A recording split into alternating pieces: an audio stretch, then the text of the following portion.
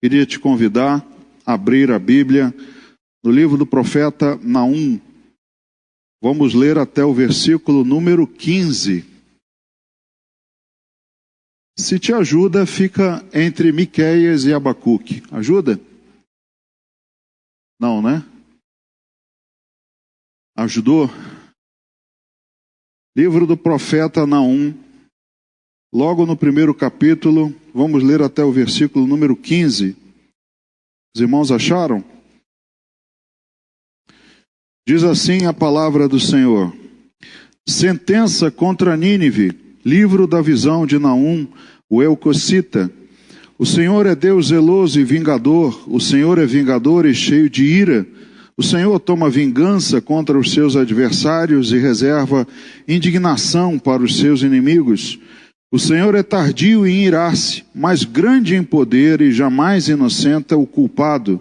O Senhor tem o seu caminho na tormenta e na tempestade, e as nuvens são o pó dos seus pés. Ele repreende o mar e o faz secar, e mingua todos os rios.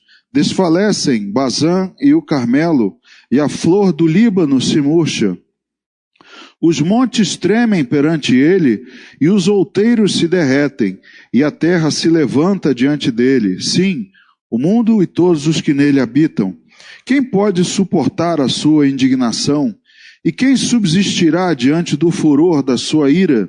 A sua cólera se derrama como fogo, e as rochas são por ele demolidas. O Senhor é bom, é fortaleza no dia da angústia, e conhece os que nele se refugiam. Mas com inundação transbordante, acabará de uma vez com o lugar desta cidade. Com trevas perseguirá o Senhor os seus inimigos. Que pensai vós contra o Senhor? Ele mesmo vos consumirá de todo.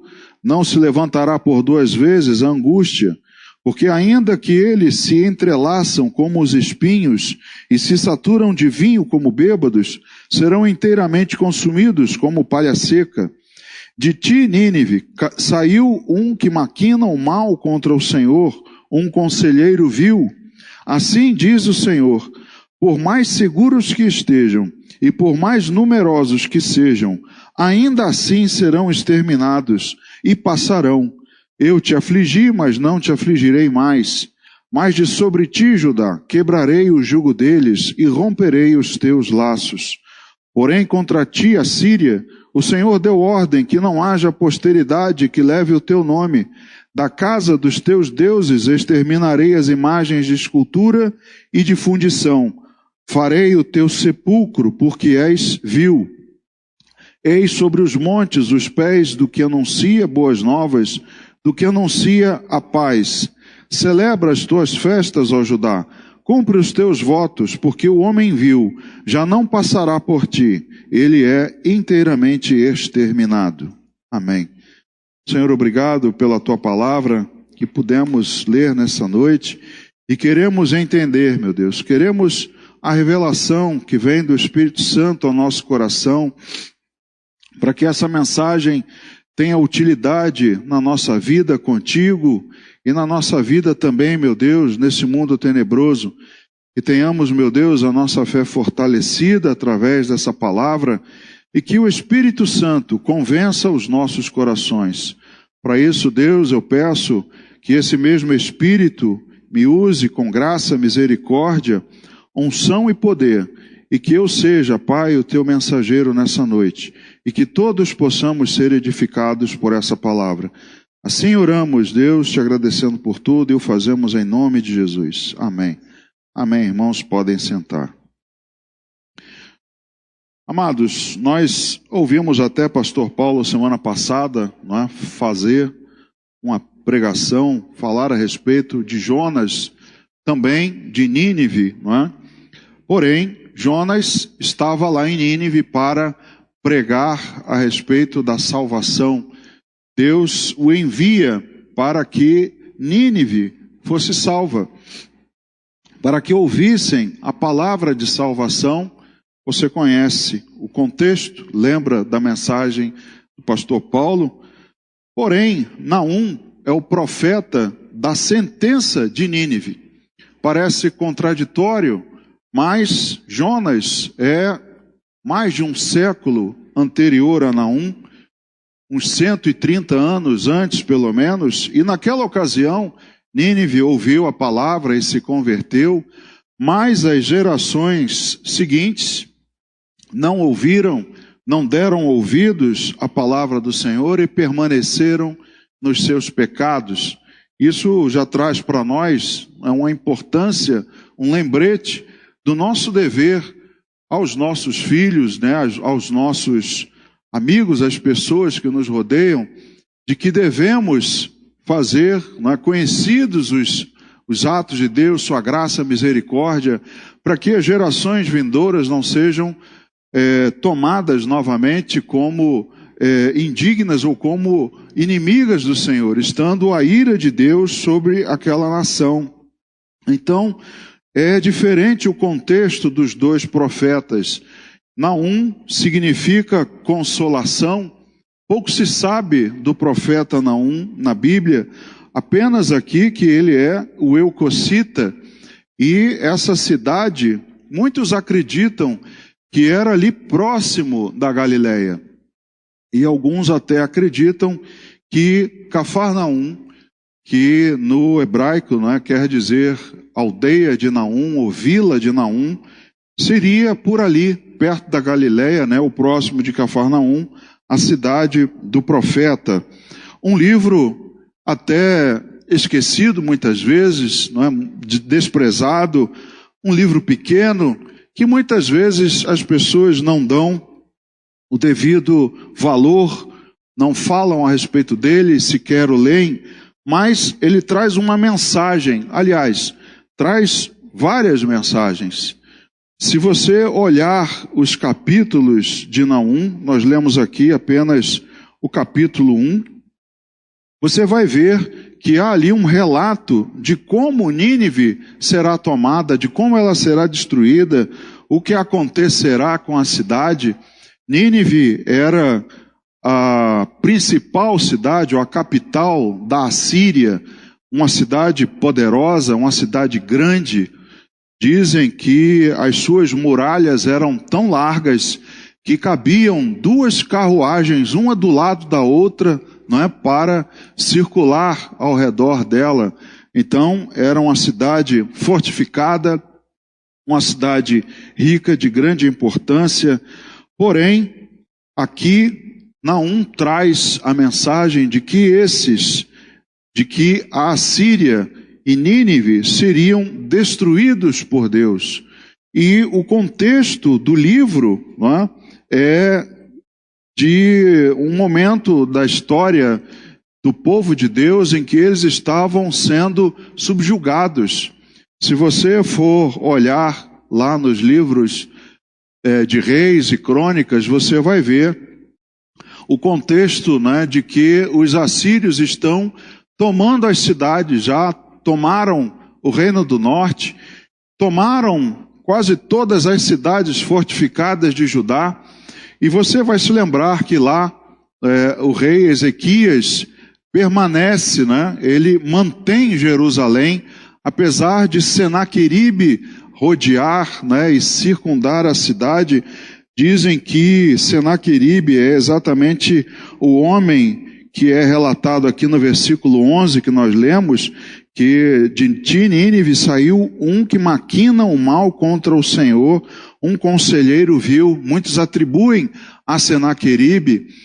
Porém, ali Judá está subjugada e pesados tributos que Ezequias tinha que pagar, inclusive, e as outras cidades também já tomadas, Israel já tomado. Então, o livro de Naum traz tanto a condenação, a sentença sobre a cidade de Nínive, sobre os assírios, como também é uma mensagem de consolo para os que estavam em sofrimento. E aí talvez a gente pense agora, né? Mas pastor, o que é que isso tem a ver comigo hoje? O que é que o livro do profeta Naum e aquele momento em que eles estavam vivendo tem a ver comigo hoje?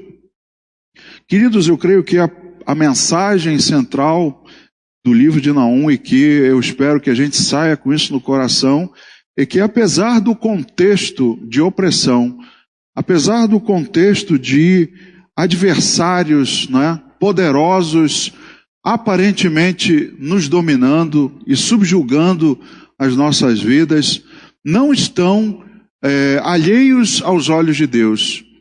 E apesar disso, Deus está nos consolando.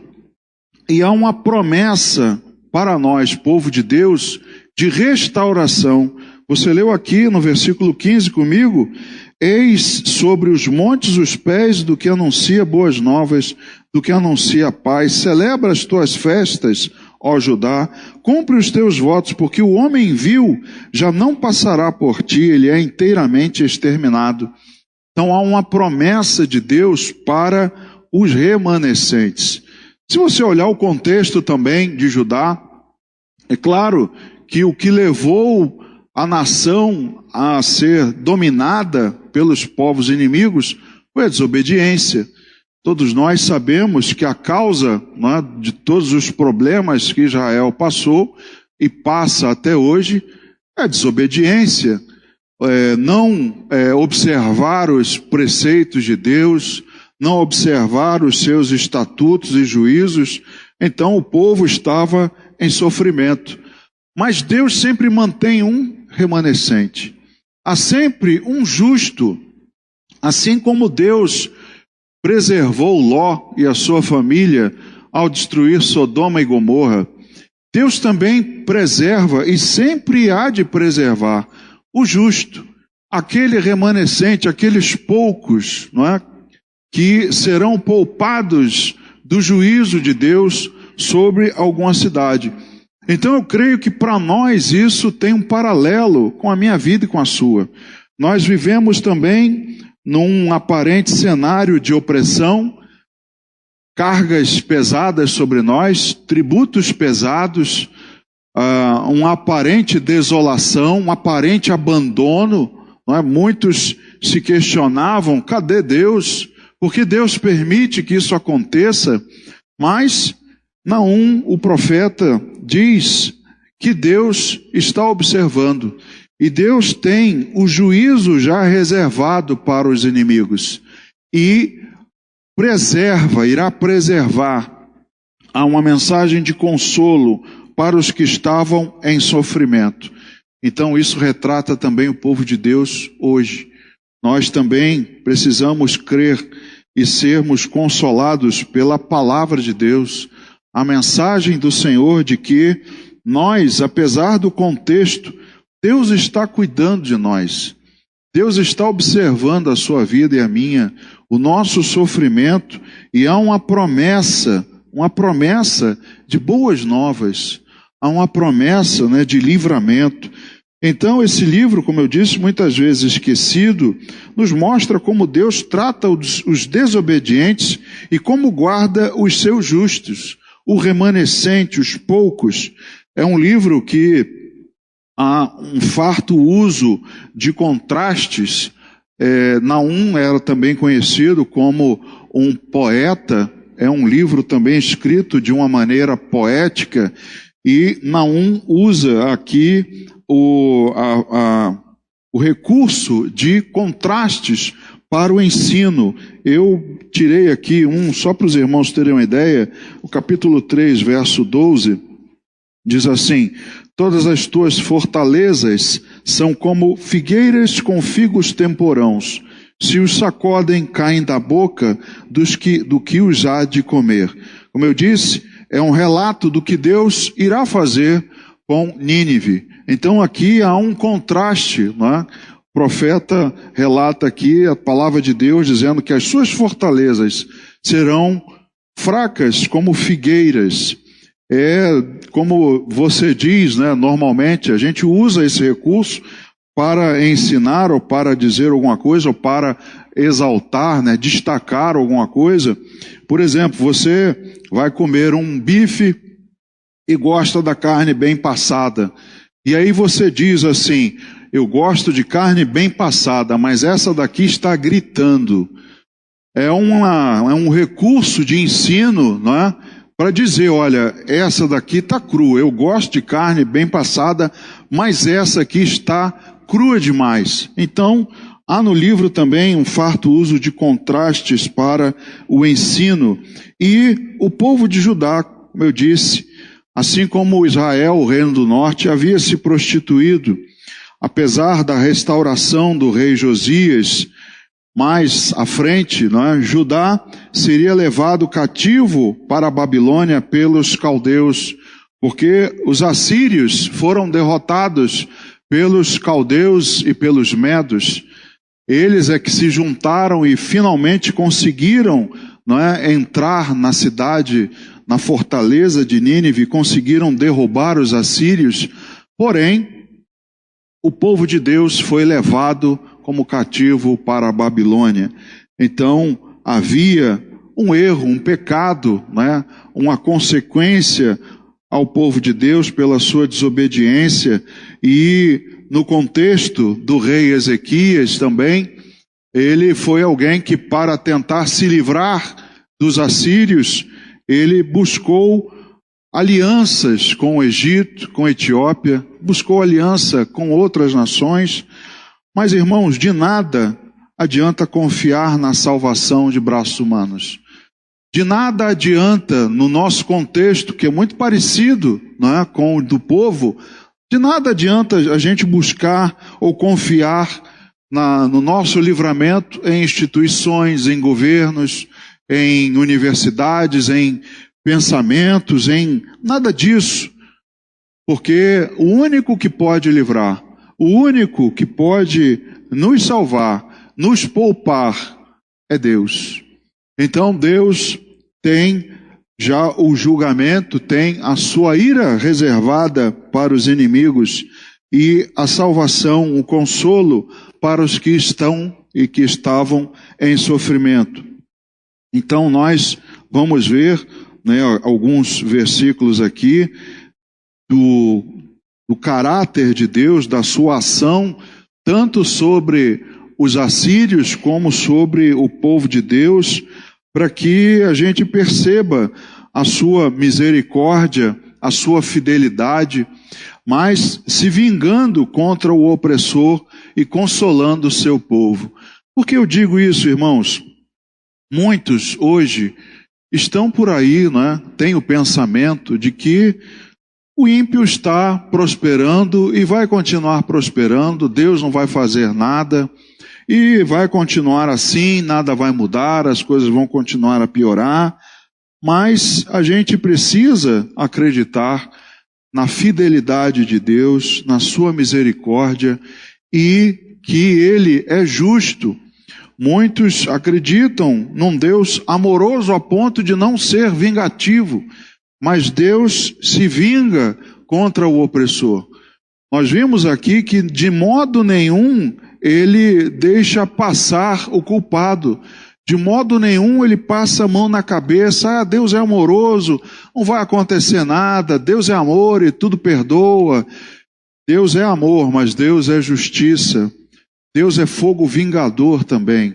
Então nós vamos olhar para alguns versículos aqui e ver Deus como o vingador, o justo, mas também como aquele que consola e salva o seu povo. Veja lá no versículo 1 e 2 do primeiro capítulo, diz assim: sentença contra Nínive, livro da visão de Naum, o Elcocita. O Senhor é Deus zeloso e vingador. O Senhor é vingador e cheio de ira. O Senhor toma vingança contra os seus adversários e reserva indignação para os seus inimigos. Então veja, Deus é justiça e vingança. Não é a faceta de Deus apenas o amor. E esse amor faz com que ele seja omisso, com que ele seja negligente com o opressor, com aquele que é seu adversário, aquele que é inimigo do povo de Deus. Aqui mesmo já vemos dizendo o caráter de Deus. E no versículo 1, quando nós olhamos sentença, quando você vê sentença na Bíblia, é o juízo de Deus contra uma nação estrangeira. A palavra sentença significa o juízo de Deus sobre um povo ou uma nação estrangeira. Então Deus tem e vai aqui relatar a sua sentença contra Nínive, uma nação que 130 anos antes mandou um profeta para que ela se arrependesse. Porém, não se arrependeu, depois voltou a cair nos erros, voltou a ser uma cidade vil, uma cidade cheia de malícia, cheia de pecado. Então, Deus está aqui já decretando a sentença contra Nínive. Então, não é um livro em que o profeta vá lá e diga, olha, se arrependam, porque Deus tem uma sentença contra vocês. Não, o contexto é completamente diferente. O contexto é, olha, tem uma sentença e vocês não vão escapar. Se você olhar os capítulos 2 e 3, você vai ver a ruína de Nínive e do relato de como isso aconteceria, de como as pessoas iriam se portar. Então, Nínive, a capital da Síria, símbolo de força e poder, recebe uma sentença. Mesmo eles que se julgavam inabaláveis, não é? Todos poderosos, ninguém irá nos derrotar, como hoje nós vemos também muitos, certeza de impunidade, certeza de que ninguém pode me atingir. Deus, ele se revela como alguém que mesmo aquele mais poderoso, aquele tido como o mais valente, não escapa da sentença de Deus. Então, para o seu povo, já é um alento, já é um consolo, não é? Nós não teremos sempre o mundo com o mal, o perverso a dominar. Um momento, isso terá fim. Então, há uma sentença sobre a cabeça dos desobedientes. Veja lá a segunda carta de Pedro, mais para o final da sua Bíblia, segunda carta de Pedro, no capítulo 3, do versículo 3 ao 7. Segunda carta de Pedro, capítulo 3, do verso 3 ao 7, diz assim: tendo em conta, antes de tudo, que nos últimos dias virão escarnecedores com seus escárnios, andando segundo as suas próprias paixões, e dizendo, onde está a promessa da sua vinda? Porque desde que os pais dormiram, todas as coisas permanecem como desde o princípio da criação. Porque deliberadamente esquecem que de longo tempo houve céus bem como terra, a qual surgiu da água e através da água pela palavra de Deus, pela qual veio a perecer o mundo daquele tempo, afogado em água. Ora, os céus que agora existem e a terra, pela mesma palavra, têm sido entesourados para fogo, estando reservados para o dia do juízo e destruição dos homens ímpios. Veja as palavras de Pedro a respeito daqueles que zombavam, e muitos zombam ainda hoje. Onde é que está a promessa? Jesus não ia vir? Está demorando isso? Olha aí o ímpio, todo mundo roubando, nada acontece com eles, todo mundo matando, nada acontece. Cadê esse Deus? E aqui Pedro diz que essas pessoas se esquecem de como também lá no início, em Gênesis, Deus acabou com o mundo naquele momento afogado em água. E ele revela que hoje, pela mesma palavra, o mundo está entesourado para fogo. Queridos, Deus está reservando o seu fogo para o dia do juízo e destruição dos homens ímpios. Então há uma sentença sim sobre a cabeça dos desobedientes. Ainda aqui no finalzinho da sua Bíblia, vá lá na epístola de Judas e veja os versículos 14 ao 16. Quanto a estes foi que também profetizou Enoque, o sétimo depois de Adão, dizendo, eis que veio o Senhor entre suas santas miríades para exercer juízo contra todos e para fazer convictos todos os ímpios acerca de todas as obras ímpias que impiamente praticaram e acerca de todas as palavras insolentes que ímpios pecadores proferiram contra ele. Os tais são murmuradores, são descontentes, andando segundo as suas paixões. A sua boca vive propalando grandes arrogâncias, são aduladores dos outros por motivos interesseiros. Então Judas também confirma, né, o relato lá de Naum de que Deus tem uma sentença sobre os desobedientes.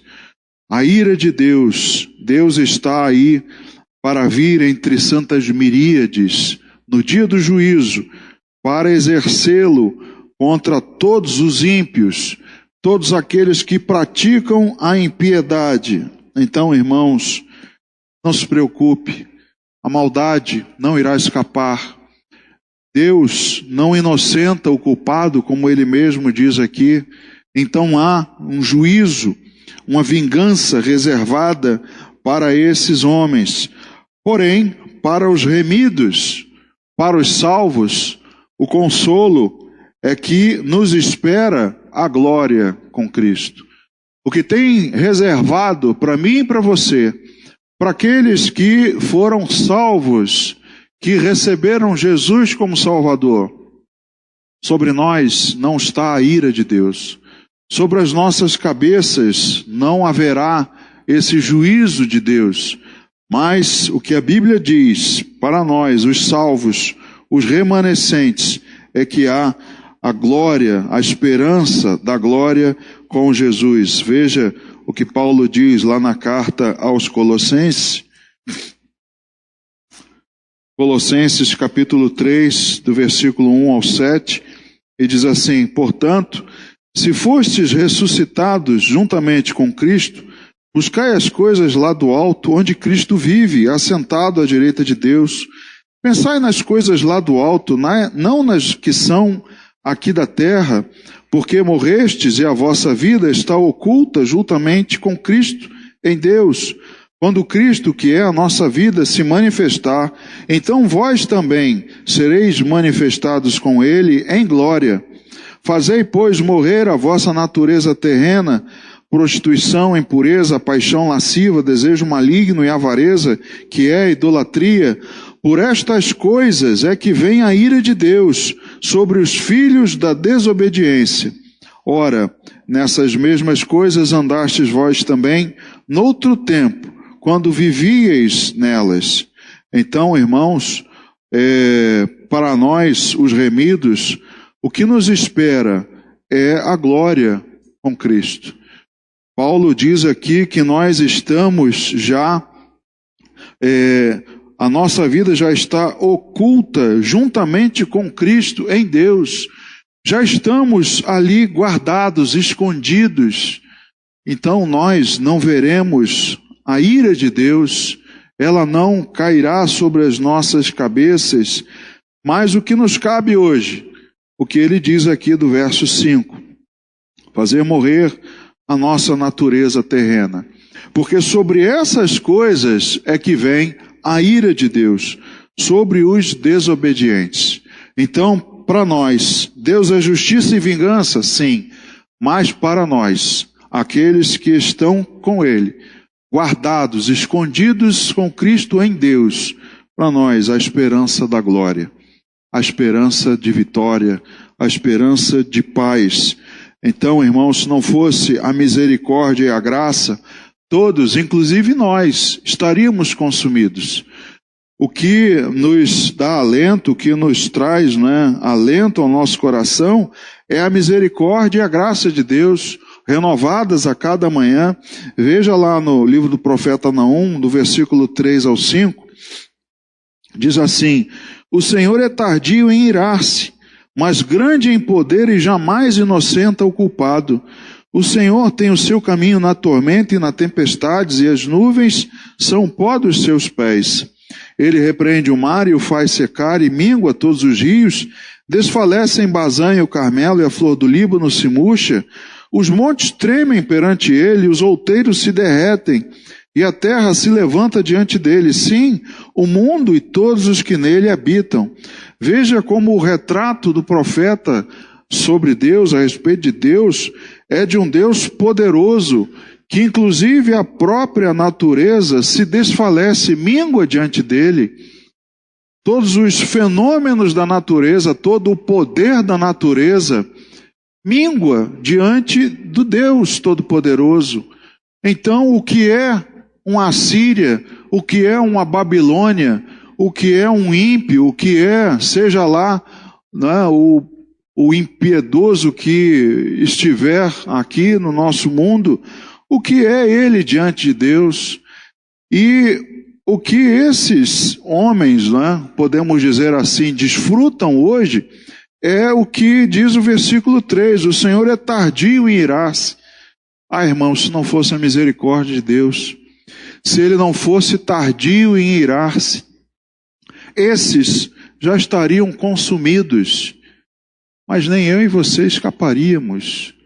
Nós também já estaríamos, né, consumidos, já teríamos sido consumidos. Então, ele é grande em poder, mas demora em irar-se. A ira de Deus que será derramada sobre todos os inimigos, ela é tardia em irar-se. Deus reserva essa ira para o dia dele, o dia do juízo. Não é como nós, não é? Agora a gente está aqui nas vésperas do domingo de Páscoa, dia de comer chocolate, né? É segundo dizem. Aí alguém chega para você e fala assim, toma um ovo aqui da Copenhagen, sei lá. Você espera o domingo de Páscoa? Dá uma caixa de bombom para você. Você vai, não vou deixar ela aqui, só vou abrir domingo de manhã quando eu acordar. Meu irmão, ela não dura 30 segundos na minha mão. Eu lá quero saber, eu não vou esperar o domingo de Páscoa. Então, se em pequenas coisas eu não consigo ser tardio, o que dirá em grandes coisas, né? O homem, se pudesse, tivesse o poder na sua mão, não esperaria, deixa lá que no dia do juízo você vai se vingar. Não, eu quero vingança agora. Eu quero pegar esse cabra agora. Vou passar a faca no pescoço dele, é hoje. Mas Deus é tardio em irar-se.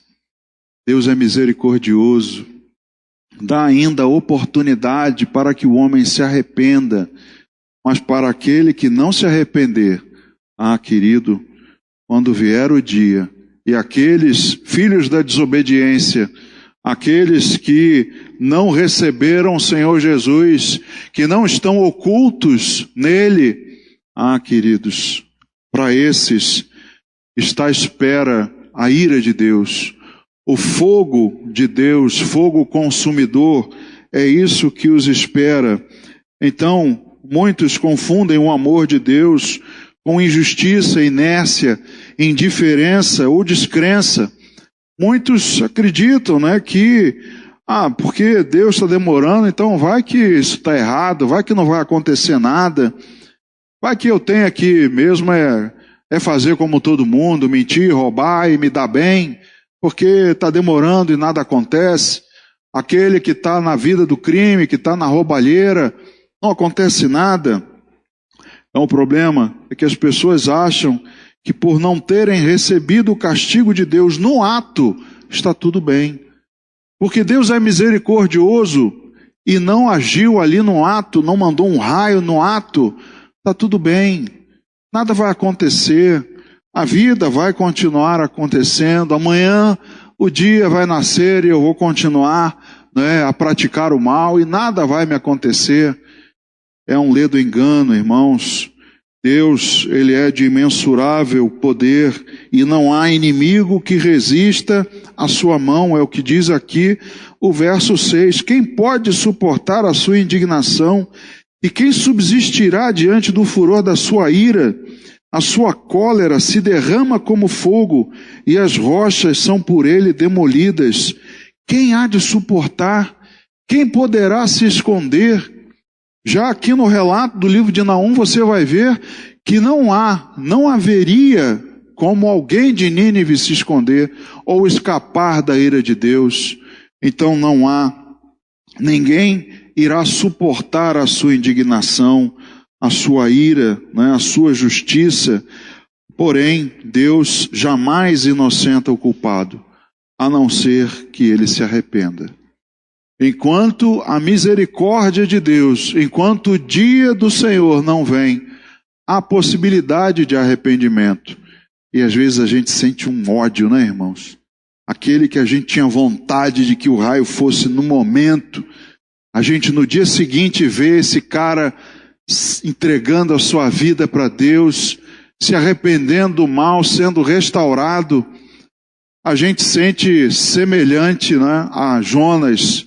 Eu sabia que o Senhor era misericordioso, e eu sabia que esse povo, se ele ouvisse a tua voz, ele ia se arrepender.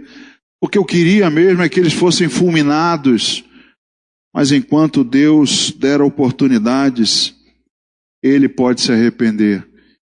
Mas se não se arrepende, Deus jamais o inocentará. E o juízo de Deus, a ira de Deus, há de se manifestar. E para os que se entregam a Ele, para mim e para você, como eu disse, consolo de Deus, a palavra também é um consolo. Então, para nós que nos entregamos a Ele, qual é a promessa? A promessa é de refúgio, como diz aqui no verso 7. O Senhor é bom. Amém? O Senhor é bom. Ele é fortaleza no dia da angústia e conhece os que nele se refugiam.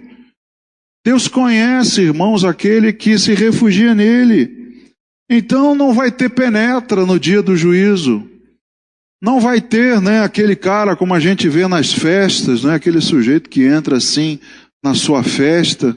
Você está lá servindo o bolinho, servindo o salgadinho, o cachorro quente. Aí você olha para o canto, vê um cara que você nunca viu na vida, e o cara está lá. Normalmente esse penetra, ele manda ver, né? E aí você fica assim, mas quem é esse infeliz? Você até deixa de lado, vai ver que é conhecido de alguém aqui, do meu marido, do meu filho.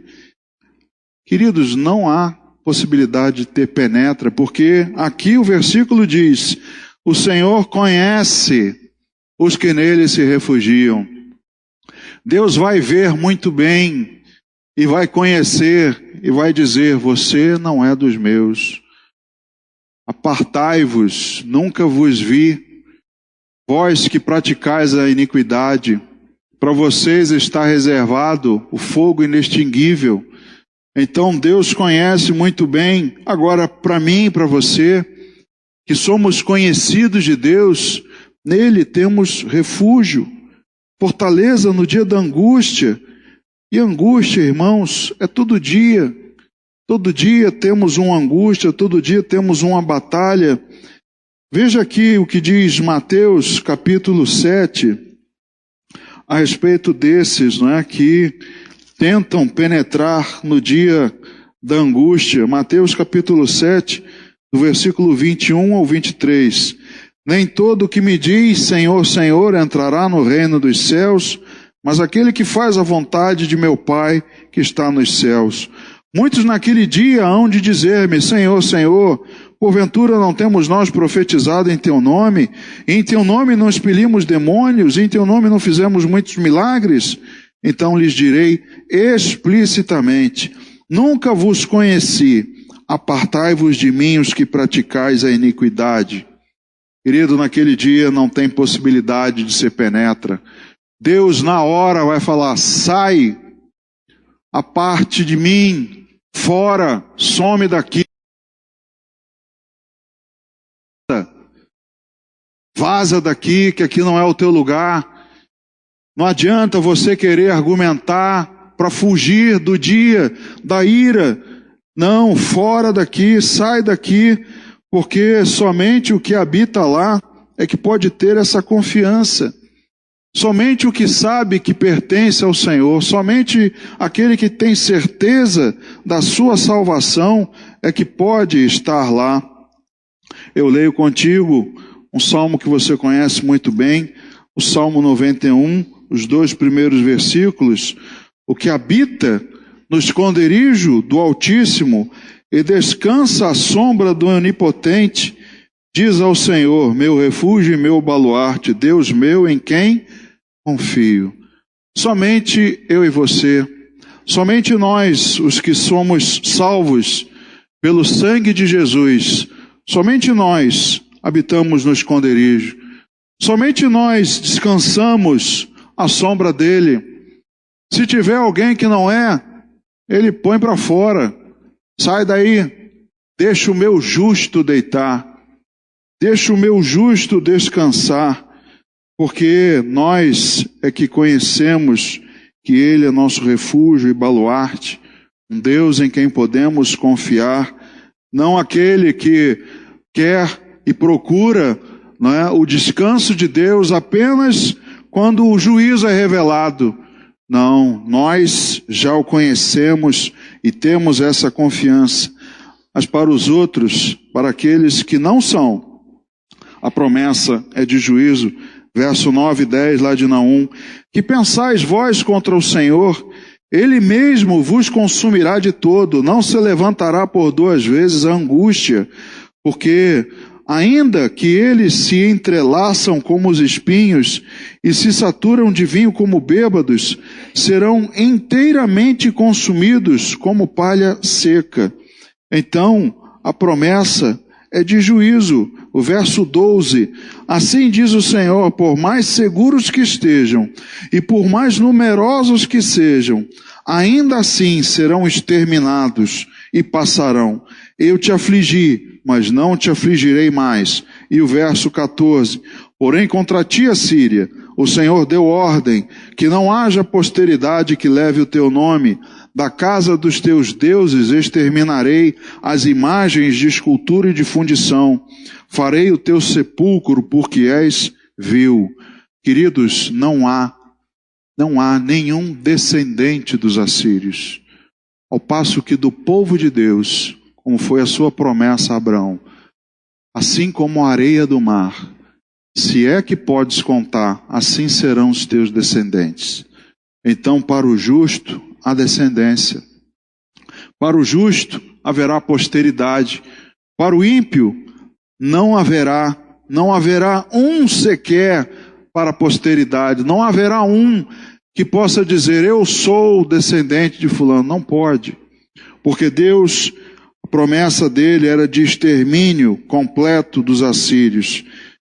Porém, para nós, para mim e para você, as promessas de Deus são mantidas. As promessas de renovo, de salvação, de regozijo, são mantidas também. Diz o verso 13, mas de sobre ti, Judá, quebrarei o jugo deles e romperei os teus laços. Creia então nas promessas de Deus. Você está hoje meio que se sentindo na mão de uma Assíria. Creia nessa promessa.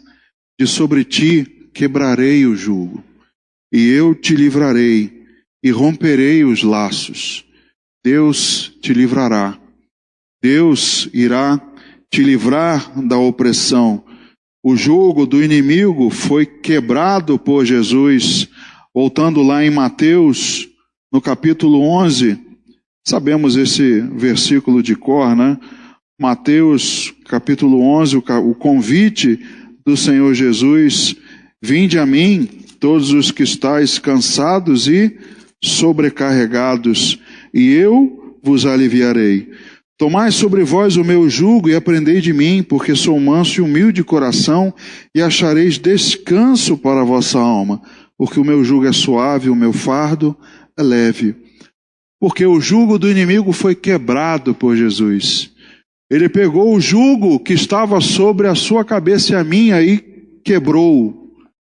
Não tem mais possibilidade de restauração. E ele agora diz, coloque sobre você o meu jugo e aprenda de mim, porque eu sou manso e humilde de coração.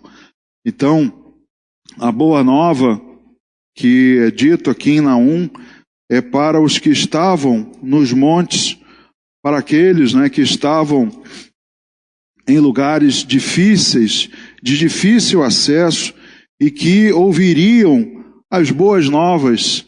Olha, foram libertos do jugo da opressão. Então, alguém tinha que ir comunicar essas boas novas aos que estavam lá em cima. Então, essa boa nova, que é dita aqui, é simbolizada agora pelo Evangelho da salvação. O verso 15 diz assim: eis sobre os montes os pés do que anuncia boas novas, do que anuncia a paz. Celebra as tuas festas, ó Judá, cumpre os teus votos, porque o homem vil já não passará por ti, ele é inteiramente exterminado. Uma promessa já sobre o exílio da Babilônia, uma promessa já sobre a libertação do povo do exílio na Babilônia, salvação completa, que hoje é o Evangelho da salvação. Para nós também foram anunciadas as boas novas. Vocês estão livres, livres do jugo, livres da escravidão, do pecado, salvos pelo sangue de Jesus.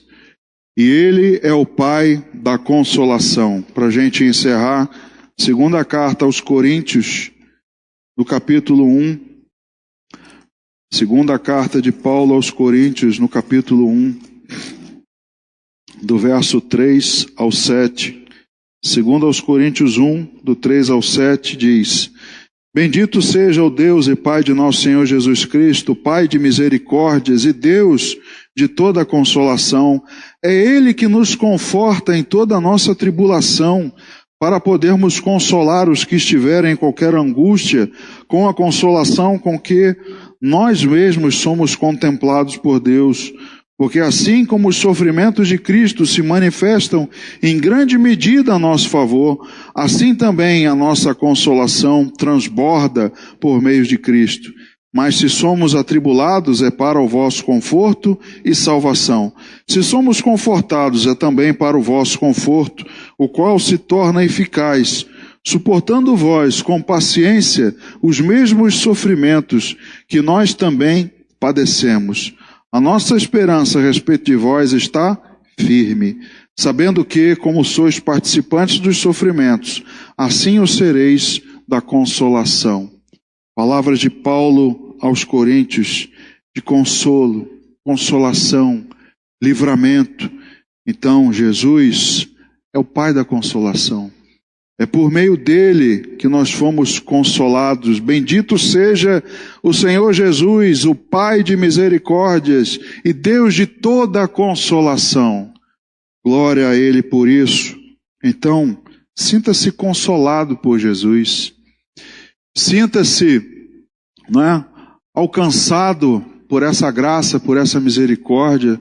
Sinta-se protegido por Ele. Mesmo que haja, a Síria ao seu redor, mesmo que você se sinta morando em Nínive, entenda, acredite, Deus está olhando. Deus tem uma promessa de livramento para você. Assim como Deus também tem uma sentença contra os que estão na desobediência. Amém? Vamos orar, ficar de pé.